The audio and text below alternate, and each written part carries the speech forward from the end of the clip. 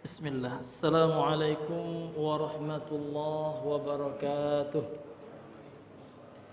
Alhamdulillahi wa kafa wa usalli wa usallimu ala nabiyyina Muhammadin wa ala alihi wa sahbihi wa man tabi'ahum bi ihsanin ila yaumiddin. Qala Allah Ta'ala fil Qur'anil Karim, ya ayyuhallazina amanu ittaqullaha ittaqullaha haqqa tuqatih wa la tamutunna illa wa antum muslimun, amma ba'd. Fa inna asdaqal hadisi kitabullah wa khairal huda huda Muhammadin sallallahu alaihi wasallam wa syarrul umuri muhdatsatuha wa kullu muhdatsatin bid'atun wa kullu bid'atin dhalalatun wa kullu dhalalatin finnar. Nas'alullah as-salamata wal afiyah. Ma'asyiral muslimin, jemaah salat maghrib rahimani wa rahimakumullah, kembali kita bersyukur kepada Allah Ta'ala karena pada malam hari ini kita kembali Allah kumpulkan di dalam majlisnya, di dalam majlis yang insyaallah dibacakan di dalamnya Al-Quran dan hadis-hadis Nabi sallallahu alaihi wasallam. Kemudian salawat dan salam kepada Nabi besar Muhammad sallallahu alaihi wasallam. Allahumma salli ala Muhammad wa ala ali Muhammad. Masyarul muslimin, sidang jamaah maghrib rahimani wa rahimakumullah, kita kembali melanjutkan pengajian kita, pembacaan kitab Umdatut Tafsir fi Mukhtasari Tafsir Ibnu Katsir, ringkasan tafsir Ibnu Katsir yang ditulis oleh Syekh Ahmad Syakir rahimahullah, yang mana pada pertemuan yang sebelumnya kita telah masuk kepada pembacaan tafsir surah Al-Baqarah ayat 69. Kemudian kita ulangi ayatnya, a'udzubillahi minasyaitonir rajim. Qalu ud'u lana rabbaka yubayyin lana ma launuha. Qala innaha, ini ya putus ini. Qala innahu yaqulu innaha baqaratun safra'u faqi'un launuha tasurrun nadhirin. Yang artinya qalu ud'u lana rabbaka, mereka berkata, yakni Bani Israel, umatnya atau kaumnya Nabi Musa, ud'u lana, berdoalah untuk kami, rabbaka, kepada Rabbmu, kepada Allah, yubayyin lana, supaya Allah menjelaskan kepada kami, ma launuha, apa warnanya, warna sapi yang diperintahkan oleh Allah untuk disembelih. Untuk apa Pak sapi itu disembelih kemarin? Apa kronologinya? Kronologinya adalah ketika itu Bani Israel, salah satu dari kaum Nabi Musa, ada yang melakukan tindakan pembunuhan. Jadi mereka mengeksekusi, membunuh seseorang tanpa hak. Namun setelah itu yang membunuh itu diam-diam ya tidak mengakui dosanya, sehingga akibatnya antar sesama kaum, antar sesama Bani Israel terjadi persengketaan ketika itu. Sehingga untuk mengetahuinya Allah memerintahkan untuk menyembelih sapi. Setelah disembelih sapi itu, dagingnya akan digunakan untuk dipukulkan kepada yang dibunuh, kepada maktul yang dibunuh. Dengan izin Allah, Allah tampakkan kebesaran mukjizatnya, seketika hidup kembali yang dipukulkan oleh daging sapi tersebut. Nah, ini itu kronologisnya. Itu akan dijelaskan nanti Pak pada ayat kelanjutannya, yaitu pada ayat yang ke-72. Nah, itu. Ini Bapak Ibu yang dirahmati oleh Allah Subhanahu wa taala. Jadi ya, kaum Nabi Musa berkata kepada Nabi Musa, berdoalah, mintalah kepada Rabb engkau wahai Musa, supaya menjelaskan kepada kami apa warna dari sapi itu. Qala, lantas Nabi Musa berkata, innahu yaqul, sesungguhnya Allah berfirman, innaha baqaratun, dia adalah seekor sapi betina, safra'u faqi'un launuha, berwarna safra, berwarna kuning yang terang warna kuningnya, jelas warna kuningnya. Tasurrun nadhirin, yang membuat orang yang melihatnya tasurru, menjadi tenang, menjadi gembira, menjadi senang gitu. Iya, kemudian Bapak Ibu kita lanjutkan pembacaan tafsir yang kemarin. Qala al-muallif rahimahullahu taala, berkata penulis yakni al-Imam Ibnu Katsir. Ini semuanya perkataan Imam Ibnu Katsir ya. Cuman diringkas oleh Syekh Ahmad Syakir Al-Misri. Ya. Beliau melanjutkan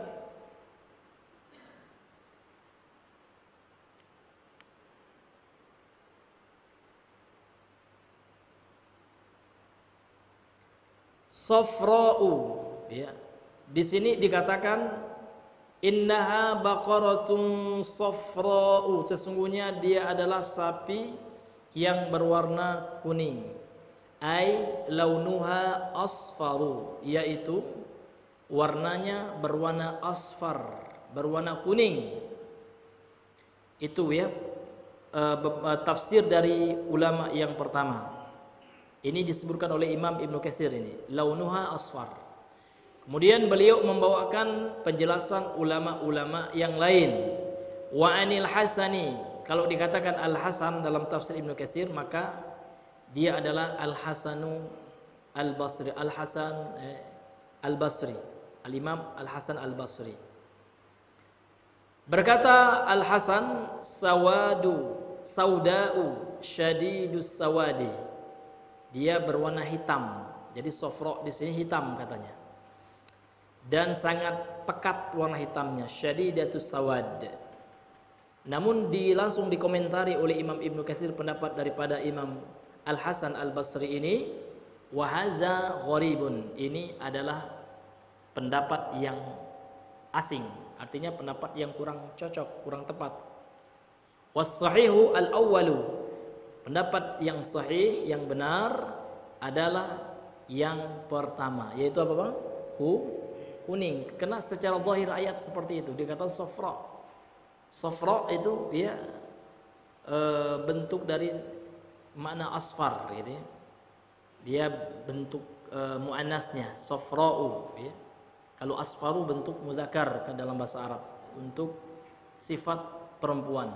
Ya, jadi pakai wazan fa'la'u, safra'u. Ini menunjukkan sifat perempuan. Nah, ini ibu-ibu yang bapak-ibu yang dirahmati Allah, bukan asfaru ya. Karena yang man'utnya, yang disifatinya itu baqaratun, baqarahnya muannas, perempuan. Jadi seperti itu kalau dalam bahasa Arab. Jadi kalau dalam bahasa Arab Pak, kalau yang disifati itu laki-laki maka sifatnya harus isim yang sama dengan man'utnya. Contoh, jamilatun pakai tak marbutoh. Ini sifat untuk perempuan. Enggak boleh Muhammadun jamilatun, salah dalam bahasa Arab. Muhammadun jamilun, enggak pakai tak marbutoh. Nah, gitu. Makanya safra'u di sini, ini luar biasanya bahasa Arab gitu ya.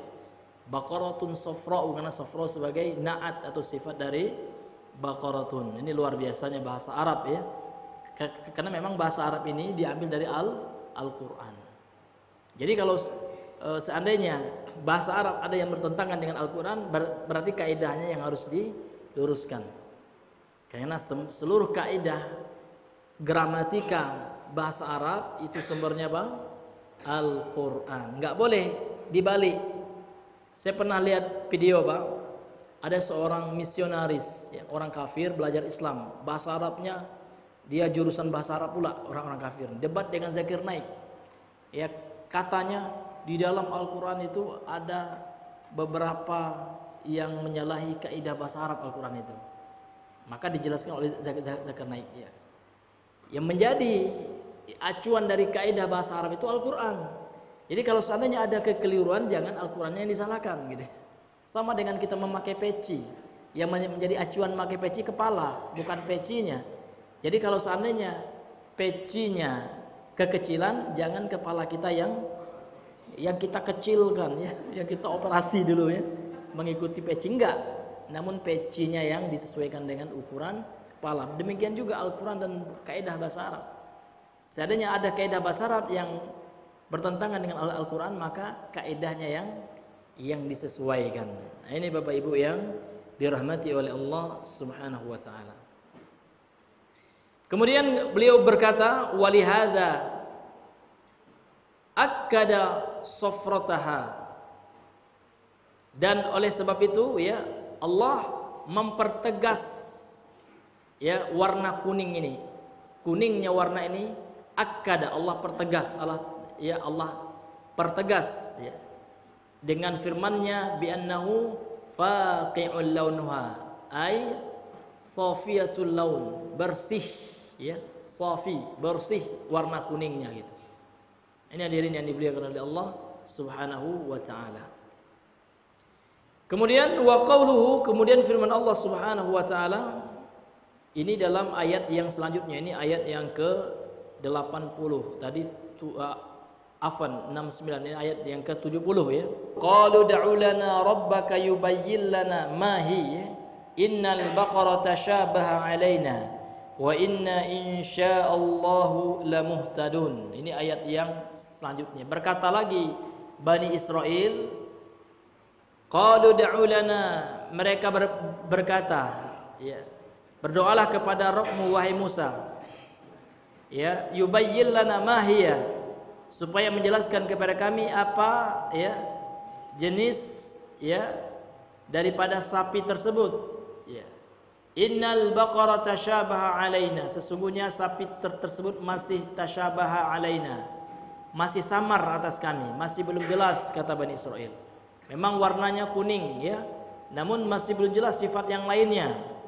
Jadi Bani Israel ini mencari-cari ya apa sifat yang selanjutnya gitu.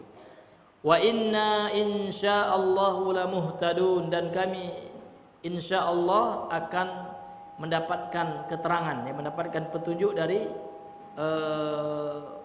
sifat lanjutan dari sapi yang diminta mereka untuk menyembelihnya tersebut.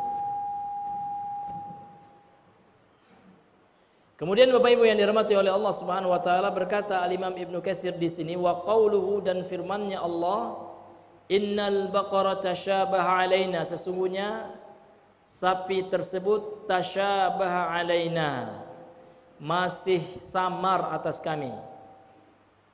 Kenapa? Likasratiha, karena banyak sapi yang berwarna kuning gitu ya. Jadi kalau seandainya, kata Bani Israel nih ya, ini mindset Bani Israel ya, kalau seandainya Allah menyuruh kami untuk menyembelih sapi yang warnanya kuning, itu banyak yang warna kuning gitu. Sebenarnya Pak, kalau seandainya mereka menyembelih sapi saja, kalau nggak banyak tanya, maka tidak akan sulit mereka gitu. Namun banyak ya dikejar terus Nabi Musa oleh Bani Israel ini. Likasratiha, disebabkan karena banyaknya yang berwarna kuning itu. Famayyiz lana hadhil baqarata wasif lana wahalliha lana, dan tolong bedakan jenis sapi yang berwarna kuning itu kepada kami. Tolong sifati ke sapi itu, ya kan?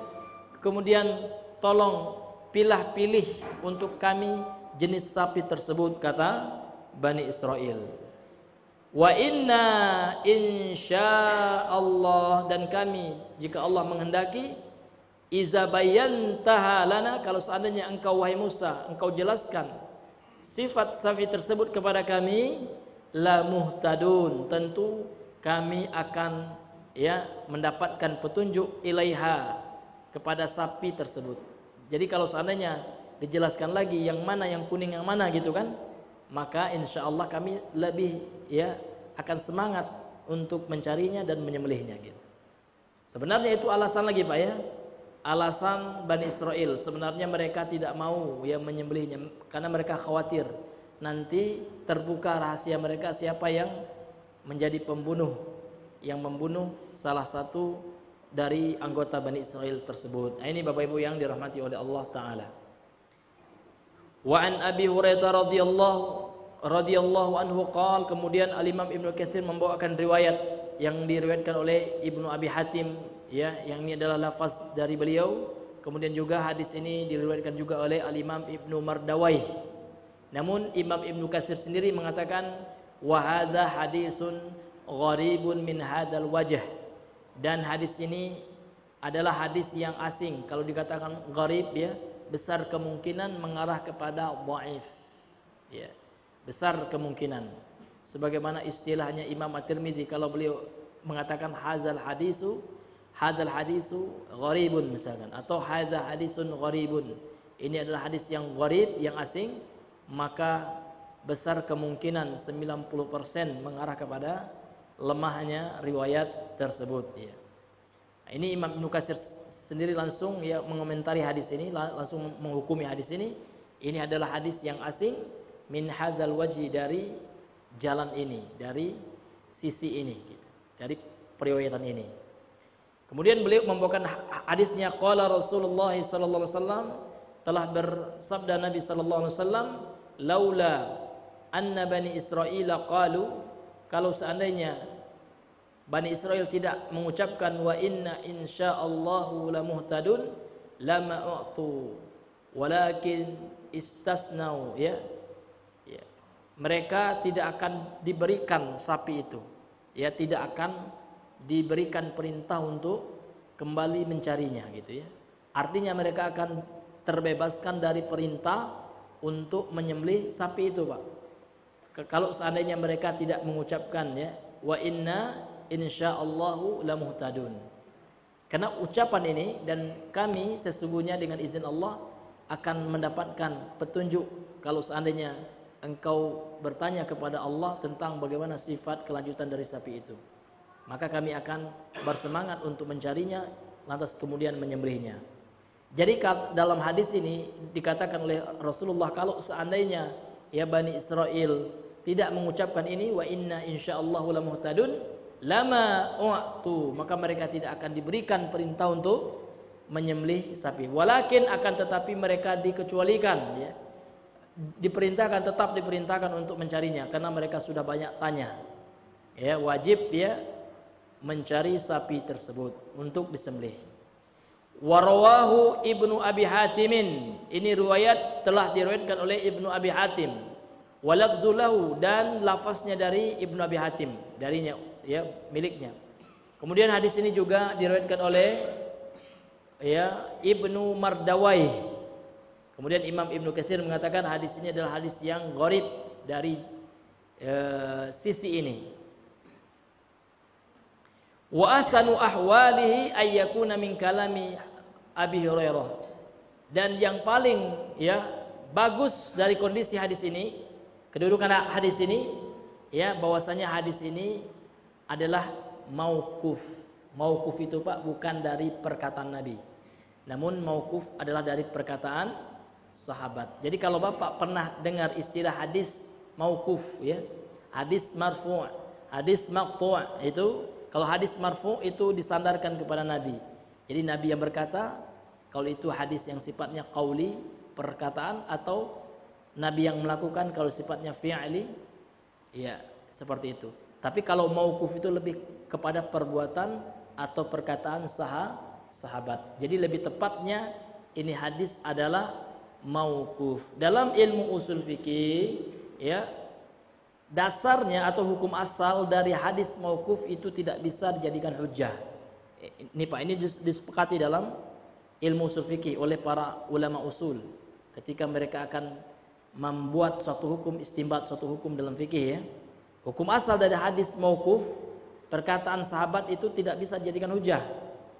Kecuali yang pertama, kalau itu perkataan merupakan kesepakatan dari para sahabat, maka masuklah dia ke dalam sumber ketiga dari hukum Islam, Al-Quran, hadis. Yang ketiga apa Bang?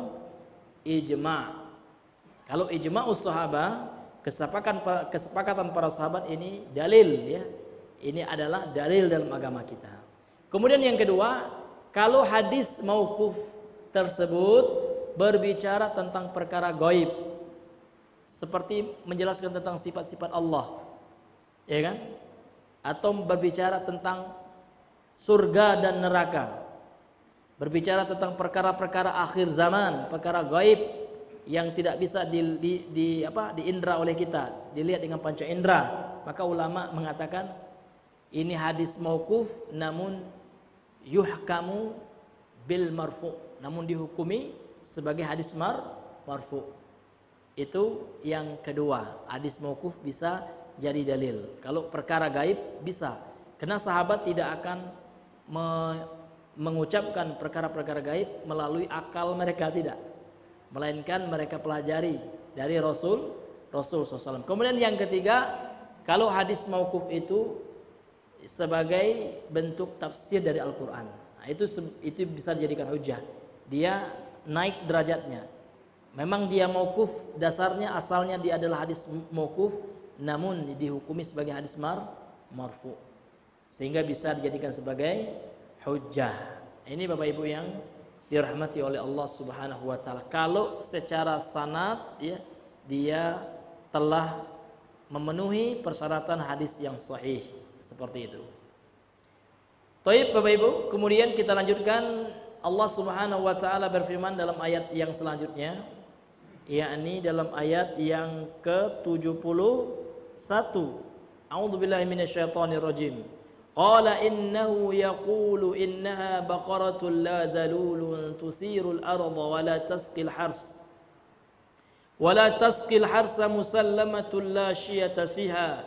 Qalu al-ana ji'ta bil haqq fadhabahuha wa ma kadu yaf'alun. Yang artinya qala innahu yaqulu, Nabi Musa berkata, sesungguhnya Allah berfirman, innaha, sesungguhnya sapi itu adalah seekor sapi betina, la dzalulun tusirul arda, yang tidak lemah, ya, tusirul arda, yang tidak pernah dipakai untuk membajak sawah, wala tasqil hars, dan juga tidak pernah dipakai untuk ya irigasi, untuk menyirami al-hars, ya tanaman. Musallamatun la syiyata fiha, kemudian dia adalah sapi yang tidak ada aibnya, sehat, itu yang musallamah ya. Tidak ada cacatnya. La, tidak ada syiyata fiha, tidak ada warna belang padanya. Qalul ana ji'ta bil haqq, kemudian Bani Israel mereka berkata, sekarang engkau telah datang dengan membawa kebenaran wahai Musa, baru kami tahu. Wah, itu sapinya. Fadhabahuha, lantas kemudian mereka sembelih sapi itu, wa ma kadu yaf'alun, hampir saja mereka tidak melakukannya. Ya, hampir saja mereka bebas dari perintah untuk menyembelih sapi tersebut. Di sini berkata Imam Ibnu Katsir rahimahullahu taala, ai innaha laisat mudallalatan bil hirasati. Sesungguhnya sapi yang dimaksud, sapi betina yang dimaksud adalah sapi yang tidak lemah, yang tidak, ya kalau kita artikan secara teks, mudallah itu yang terhina gitu ya. Bil hirasati, karena sudah digunakan untuk hirasah, untuk ya pekerjaan di ladang. Ya seperti untuk apa, kalau zaman dahulu itu Pak, tidak pakai cangkul, pakai cangkul wallahu alam ya, tidak pakai mesin lah. Yang pasti ya, belum ada mesin ya. Jadi mereka mengelola lahan sawahnya masih dengan sapi untuk menarik ya alat yang digunakan untuk membajak sawah. Wala muaddatan lisaqyi fisaniyah. Kemudian sapi itu juga tidak digunakan untuk pengairan, memberikan air ya pada pertanian. Itu. Jadi intinya sapi itu adalah sapi yang tidak digunakan untuk bekerja lah gitu Pak. Bal hiya mukarramatun hasna'u sabihatun musallamatun sahihatun la aiba fiha. Akan tetapi dia adalah sapi yang dimuliakan. Bajak sawah yang dimuliakan, betul-betul itu. Mukarramah itu artinya kan yang dimuliakan gitu ya. Selamat itu dimuliakan Pak ya. Namun lebih parahnya orang di hari tertentu ya Pak ya, taiknya bisa ya dijadikan sebagai bahan untuk tabarruk, ngalap berkah. Ini enggak benar dalam Islam ya. Kenapa?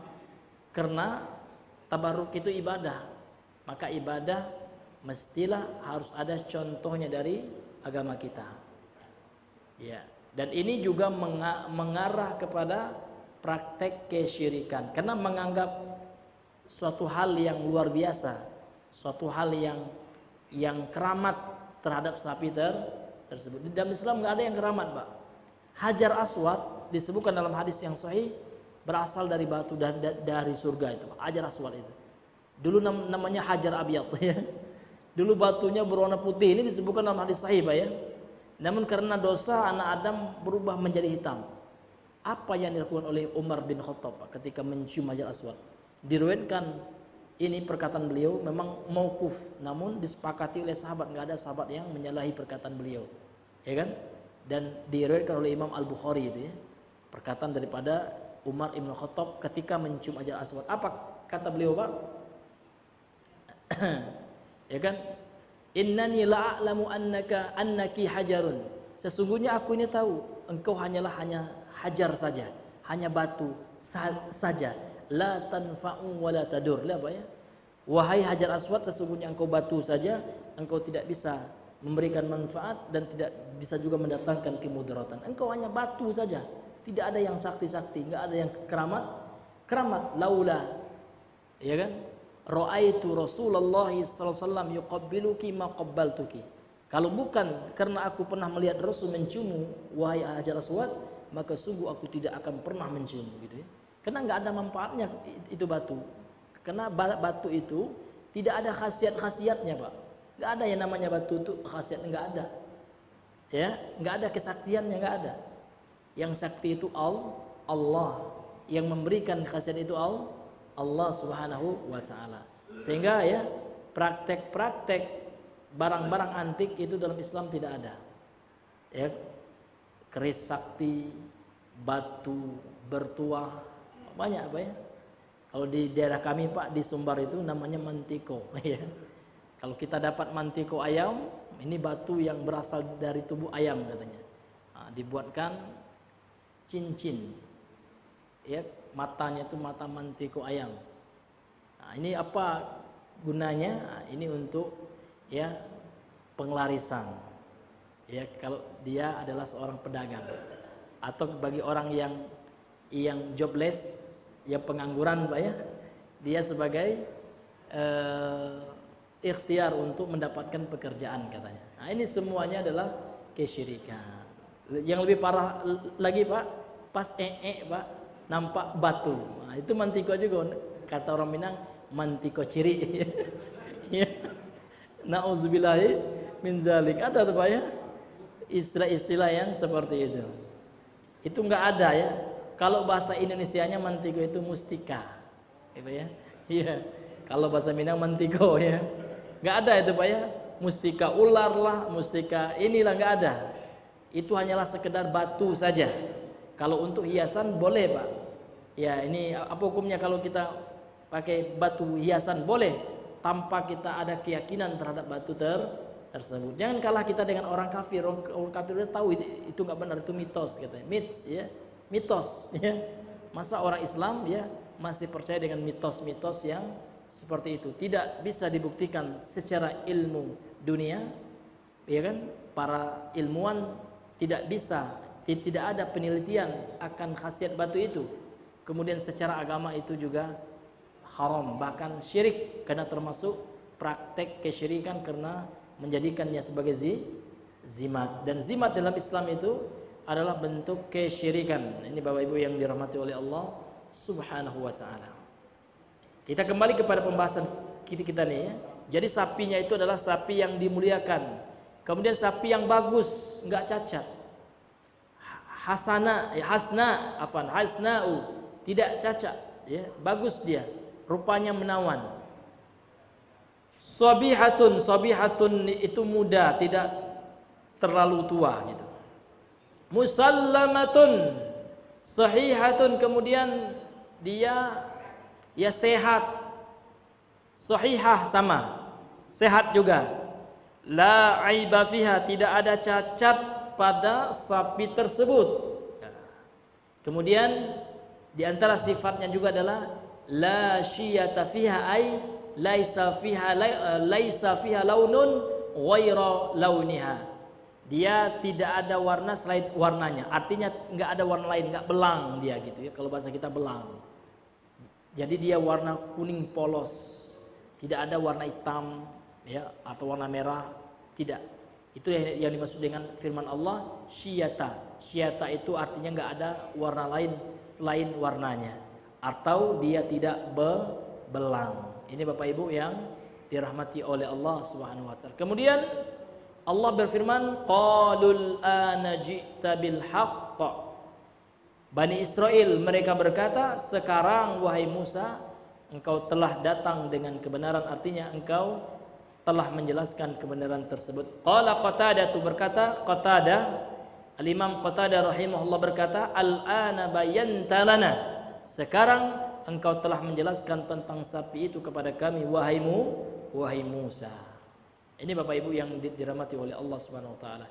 Fadzabahuha, lantas kemudian mereka sembelih, dapat mereka sapi itu. Mereka sembelih sapi tersebut, wa ma kadu yaf'alun, ya, dan hampir saja mereka tidak melakukannya. Itu maksud wa ma kadu yaf'alun. Ya, hampir saja mereka tidak melakukannya, tidak menyembelih sapi tersebut. Ini Bapak Ibu yang dirahmati oleh Allah Subhanahu wa taala terkait dengan tafsir firman Allah surah Al-Baqarah ayat 71 yang telah kita bacakan tadi. Qala Ibnu Abbas, berkata Ibnu Katsir, berkata Ibnu Abbas, kadu alla yaf'alu, hampir saja mereka tidak melakukannya. Walam yakun dzalika alladzi aradu, sebenarnya bukan itu yang mereka inginkan, bukan menyembelih itu yang mereka inginkan. Jadi sebenarnya kata Ibnu Abbas, orang-orang Bani Israel itu nggak mau menyembelihnya itu pada dasarnya. Maka mereka ngeles, banyak tanya, beralasan. Maka Bapak Ibu, kalau ada orang bertanya untuk tidak melakukan sesuatu dari amalan agama, dari ibadah ini, ya kan, maka menyerupai dengan perlakuan atau sifat orang-orang Bani Israel. Ya. Karena seperti itulah Bani Israel yang Allah ceritakan dalam ayat ini. Li'annahum aradu alla yadbahuha, karena mereka itu ingin supaya tidak menyembelih sapi tersebut gitu. Itu keinginan mereka, terbebas dari perintah Allah, sehingga ya tidak diketahui siapa pelaku tindakan kriminal pembunuhan tersebut. Karena pembunuhan itu Pak, dosa yang pertama kali, bahkan sebelum terjadinya perbuatan kesyirikan. Maka pertama kali dosa itu, sebelum dosa syirik maksudnya adalah dosa pembunuhan. Dan dosa pembunuhan itu diawali dengan dosa hasad. Dari mana keterangan ini Pak? Dari sejarah umat manusia. Kita tahu bahwasanya disebutkan dalam hadis yang sahih, keterangan yang valid dari sumber-sumber keagamaan kita, ya, Al-Quran dan Sunnah, bahwasanya Nabi Adam itu punya dua anak, ya. Disebutkan namanya yang satu Qabil, yang satu Habil, ya. Tatkala si Qabil ini merasa hasad, hasad itu tidak senang dengan nikmat yang didapat oleh orang lain. Ya, dia telah dijodohkan dengan masing-masing anak saudaranya gitu ya, anak Nabi Adam yang perempuan. Ternyata yang Habil ini dapat anak yang cantik. Yang Qabil yang kurang cantik menurut Qabil, karena Qabil ini enggak syukuran orang, enggak bersyukur orangnya Pak ya. Iya. Selalu mengeluh ya. Ini kurang cantik ya. Akhirnya apa? Akhirnya dia hasad ya, tidak menerima keputusan ayahnya. Sehingga apa yang terjadi? Ya, dia berniat untuk menghabisi nyawa saudaranya. Nauzubillahi min zalik. Ya, ini parah Pak. Dosa yang lebih, dosa yang besar setelah dosa syirik, tentu dosa syirik yang pertama Pak. Kemudian yang kedua, ulama mengatakan adalah membunuh jiwa manusia tanpa hak. Tapi kalau membunuh dengan kebenaran boleh dalam hukum Islam. Dalam hukum Islam itulah hukum qisas. Ya kan, kalau seseorang membunuh dengan sengaja, karena membunuh itu ulama membedakan dua. Ada namanya qatlun amdun, ya. Membunuh dengan sengaja. Kemudian ada qatlun khata'un, membunuh tanpa sengaja. Kalau membunuh tanpa sengaja enggak dikisos. Namun pelakunya disuruh membayar denda, diat. Berapa? 100 ekor onta kalau di masa Nabi. Ya. Kita kiaskan saja di masa kita berapa harga onta sekarang. Tapi kalau membunuh secara sengaja itu hukumnya ya dibunuh juga. Jadi kalau ada orang membunuh secara sengaja orang lain dalam hukum Islam, maka orang itu wajib dibunuh. Tapi kalau dalam hukum KUHP belum ada yang seperti itu ya Pak ya. Harus diputuskan lewat pengadilan panjang gitu ya. Ya kalau hukum Islam memang adil ya. Adalah hukum yang paling adil. Itu yang harus kita yakini gitu ya. Ketika Allah Subhanahu wa taala memutuskan suatu hukum dalam Al-Qur'an atau dalam hadis Nabi yang diputuskan oleh Rasulullah, maka itu adalah hukum yang tidak ada unsur kekurangan di dalamnya, dan itu adalah keyakinan kita sebagai umat Islam, kebenaran hukum Islam tersebut. Ini Bapak Ibu yang dirahmati oleh Allah Subhanahu wa taala. Kemudian kita kembali kepada perkataan daripada Ibnu Abbas tadi, yakni annahu ma hadzal bayan wa hadhil as'ilat wal ajwibatu wal idahu ma dhabahuha illa ba'dal juhdi. Sesungguhnya mereka dengan penjelasan ini yang telah dijelaskan oleh Nabi Musa ketika mereka minta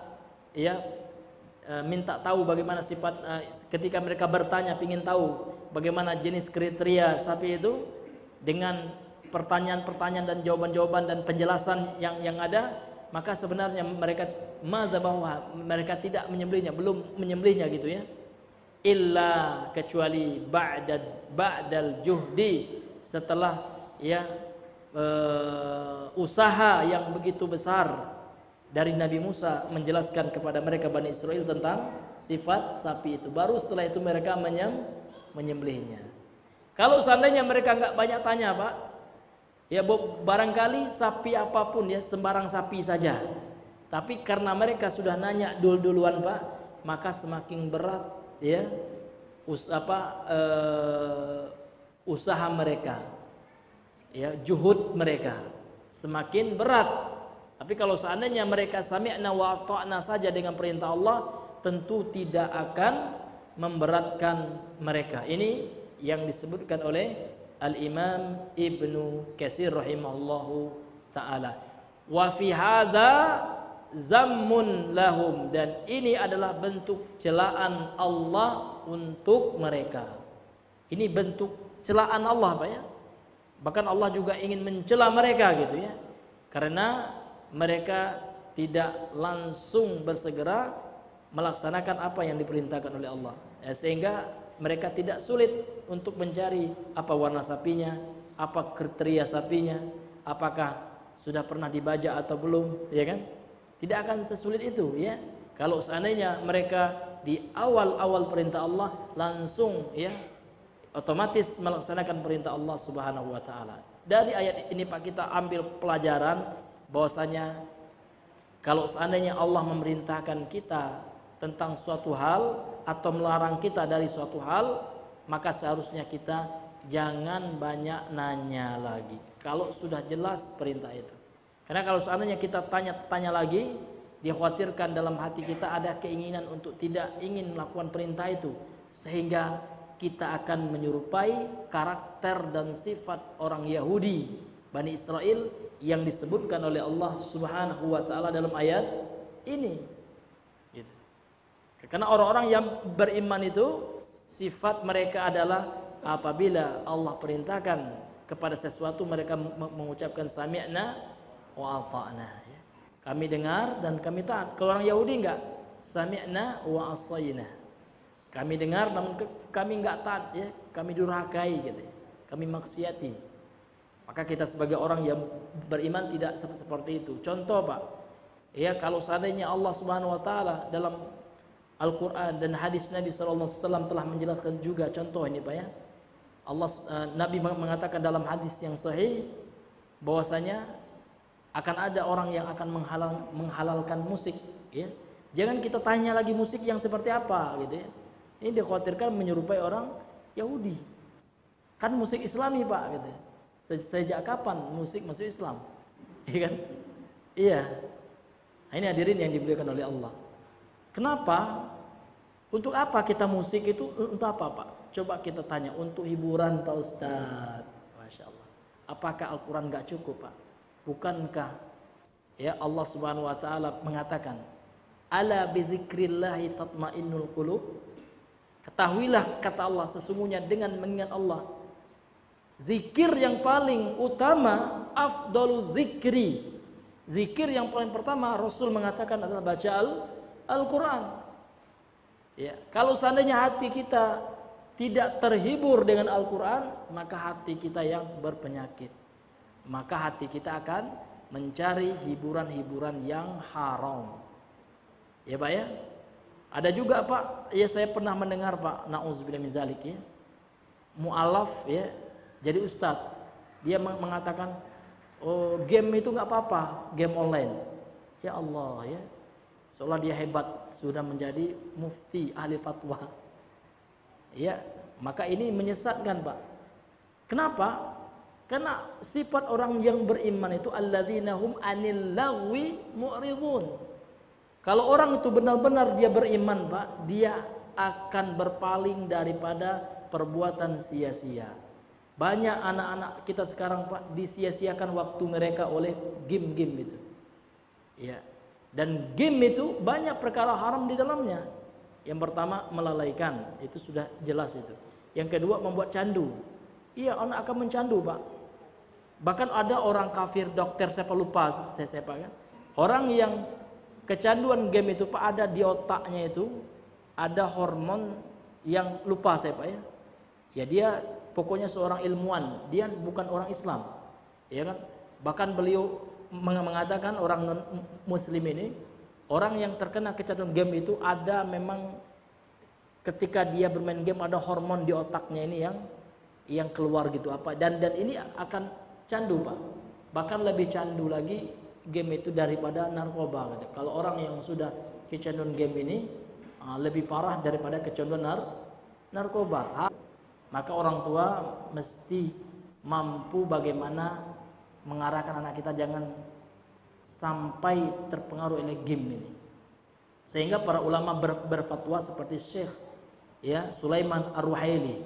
Beliau ditanya, ini ulama Pak, bukan kami yang ngomong, kami nyampaikan aja fatwa ulama. Ya bukan mu'alaf ya, mu'alaf itu siapa? Saya belajar Islam. Ya, orang yang belum layak berfatwa sekarang sudah berfatwa sehingga menyesatkan kan gitu. Tidak hanya dia yang sesat. Kalau dia yang sesat ya tidak begitu parah Pak, namun menyesatkan orang lain karena dia berpengaruh, punya follower banyak. Gitu ya. Nah, ini yang parahnya Pak.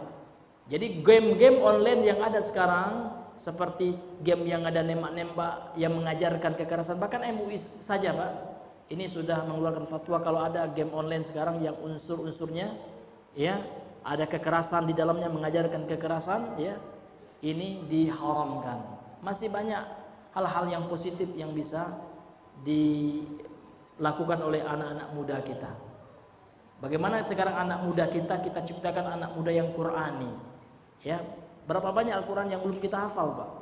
Daripada kita sibuk ya mengejar rank dalam game itu ya, sibuk habis waktu kita, maka lebih bagus kita gunakan untuk mencapai target hafalan. Iya, saya tanya itu yang suka main game, udah hafal juz 30 gak? Oh Pak Ustadz jangan boro-boro juz 30, baca aja, nggak benar katanya, na'udzubillah. Baca Qurannya nggak tahu dia Pak, nggak sesuai dengan tajwid tahsin gitu ya, nggak bisa baca Al-Quran. Mainnya game saja. Maka yang mengatakan game itu nggak apa-apa gini itu bahaya Pak ya. Hisabnya kelak di akhirat akan ditanya oleh Allah Subhanahu wa Ta'ala. Wallahu Ta'ala a'lam bissawab. Kemudian Bapak Ibu yang dirahmati oleh Allah Subhanahu wa Ta'ala,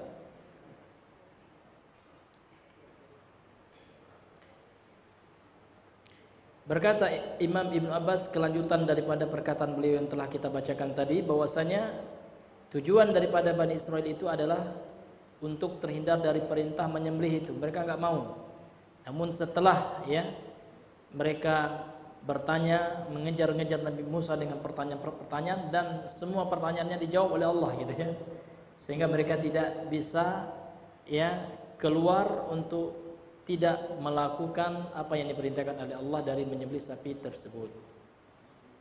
Kemudian Imam Ibnu Abbas melanjutkan wazalika annahu lam yakun gharduhum illa at-ta'annut. Ya, sesungguhnya tujuan mereka bukanlah untuk menyembelih itu gitu. Ya, kecuali itu hanyalah ya ngeles kalau bahasa kita ya. Yang mereka lakukan, mereka bertanya, namun niat mereka sebenarnya bagaimana untuk supaya tidak kita cari sapi itu, supaya kita bebas dari perintah Allah itu. Namun ternyata alasan mereka itu ya berupa pertanyaan-pertanyaan mereka semuanya dijawab oleh Allah dan mereka tidak bisa mengelak gitu. Falihadza ma kadu yadhbahunaha. Oleh sebab itu di awal-awal Pak ya mereka belum, ketika Allah suruh menyembelih mereka belum melakukannya karena pada dasarnya mereka tidak mau melakukannya, kan seperti itu. Qala Ibnu Jarir, kemudian Al-Imam Ibnu Katsir membawakan tafsir dari Imam Ibnu Jarir. Berkata Ibnu Jarir rahimahullah, wa qalu akharun, dan berkata ulama yang lain, lam yakadu an yaf'alu zalika. Mereka hampir saja ya tidak melakukan hal itu, gitu ya. Khaufal fadhihati in attala Allahu ala qatilil qatili. Mereka khawatir Pak ya, dibuka aib mereka, dibuka ya rahasia mereka, itu namanya al-fadhihah. Ya, dibuka aib mereka. In atla Allahu ala qatilil qatil. Ya, mereka khawatir apa? Supaya Allah khawatir kalau seandainya Allah ya membuka gitu, memberitahu ya siapa yang telah membunuh orang yang terbunuh yang telah kita jelaskan tadi ya, kronologi alasan kenapa Allah memerintahkan mereka untuk menyembelih sapi tersebut. Jadi mereka melakukan itu khaufal fadhihah. Mereka khawatir dibuka rahasia siapa sebenarnya yang telah membunuh salah satu dari kalangan Bani Israel tersebut gitu.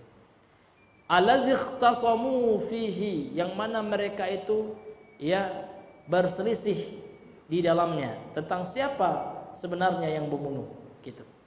Ini disebutkan nanti Pak dalam ayat yang selanjutnya yang akan kita jelaskan pada waktu yang mendatang ya, dalam ayat yang ke-72-nya. Wa iz qataltum nafsan faddaratum fiha, kata Allah.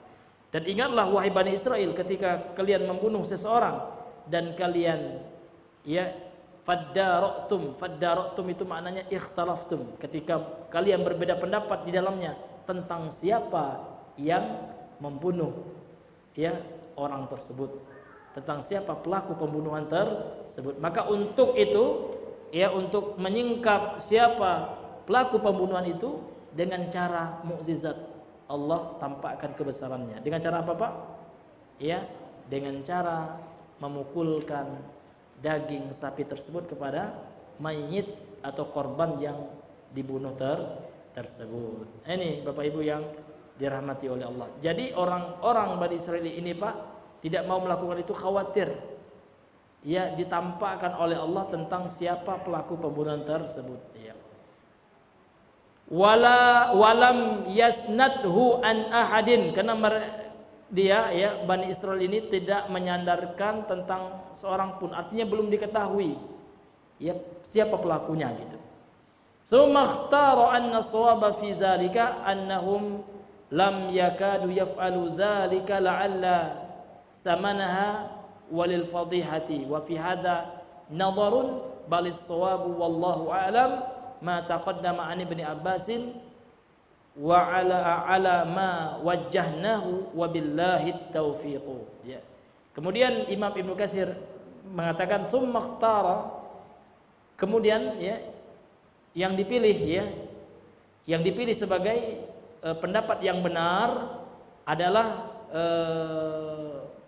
beberapa pendapat, namun yang benar itu yang dipilih oleh Imam Ibnu Katsir nanti adalah sebab mereka ya tidak mau ya melakukan hal itu, hampir saja mereka tidak menyembelih sapi itu disebabkan oleh apa? Yang disebutkan oleh Imam Ibnu Katsir itu, sebab mereka khawatir ya akan disingkap rahasia siapa yang menjadi pelaku pembunuhan. Ini pendapat yang sahih. Karena ada juga pendapat yang lain mengatakan annahum lam yakadu yaf'alu zalika la'alla ya samanaha ya li'alai samaniha, karena mahalnya harga sapi itu gitu ya. Ada pendapat yang seperti itu. Namun pendapat ini wa fi hadza nazarun, dalam pendapat ini ada ya sesuatu yang harus dilihat lagi, artinya kurang tepat. Karena ada juga pendapat dari kalangan ulama tafsir, kenapa Bani Israel itu kelihatannya enggak mau sekali menyembelih sapi itu. Ada pendapat li'alai samaniha, karena harganya tinggi, mahal katanya ya. Ada pendapat yang seperti itu. Namun pendapat ini kurang benar ya, tidak tepat gitu. Balis shawab, namun yang shawab, yang tepat, yang benar, wallahu a'lam, Allah yang Maha mengetahui, ma taqaddama, apa yang telah lalu, an Ibnu Abbasin, dari pendapat Ibnu Abbas ya. Ini mereka sebenarnya tidak mau menyembelih sapi itu karena mereka khawatir Pak ya, akan tersingkap siapa pelaku pembunuhan tersebut. Wallahu taala a'lam bisawab. Inilah yang dirojihkan, yang dikuatkan oleh Imam Ibnu Katsir rahimahullahu taala. Jadi ya, selesailah Bapak Ibu kita baca tafsir firman Allah surah Al-Baqarah sampai ayat 71. Insyaallah kalau kita masih punya waktu atau masih Allah takdirkan untuk bersua lagi, pada waktu yang mendatang kita akan lanjutkan pembacaan tafsir ya ayat yang ke-72 sampai 73 masih pada surah Al-Baqarah ini. Mungkin ini saja yang bisa kami sampaikan. Subhanakallahumma bihamdika asyhadu an la ilaha illa anta astaghfiruka wa atubu ilaik. Assalamualaikum warahmatullahi wabarakatuh.